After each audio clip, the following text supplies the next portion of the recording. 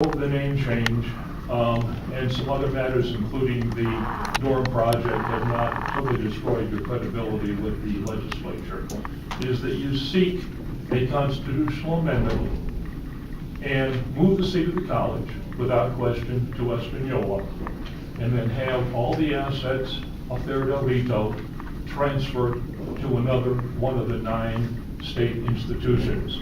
Could be New Mexico State, could be UNM, and so on.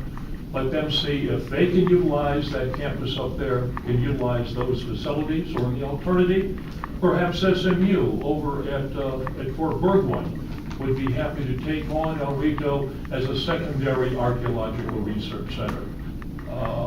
It could be just summer programs, it could be seasonal programs, but I think there is still absolutely a value to that campus, a value to the assets there, and that would be a way to get around this charade. Because really right now, it is a charade. It's been going on ever since UNM closed down their Santa Cruz operations, and this institution, which is still Northern New Mexico College or Northern New Mexico State School, depending on which way you want to use it, the official name or the common convenience name, took over the VOTEC operations some years ago. And at that time, of course, there was the famous story about in the middle of the night, the trucks coming up and taking all the office furniture, moving all the staff down to Espanola. There are a lot of historical reasons for that, but in the 2 minutes or 3 minutes I have, I don't think I want to try to get into that.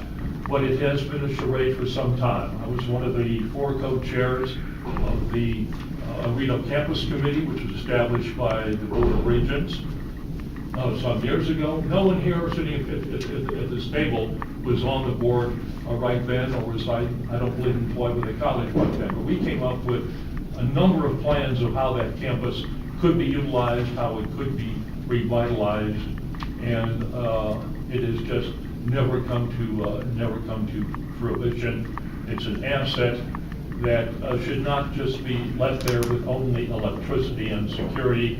I think the long ago agreement about the state park is the least of your worries. You can't even find a document about that, I think, in the state archives showing the transfer about that park. That's not the real issue. The real issue is what's going to happen to that asset. And right now, you are simply abandoning it. And I think that is extremely unfortunate, but since that is the handwriting on the wall, let's go ahead and get a constitutional amendment. Sever El Rito and take those assets and put them to some other good use.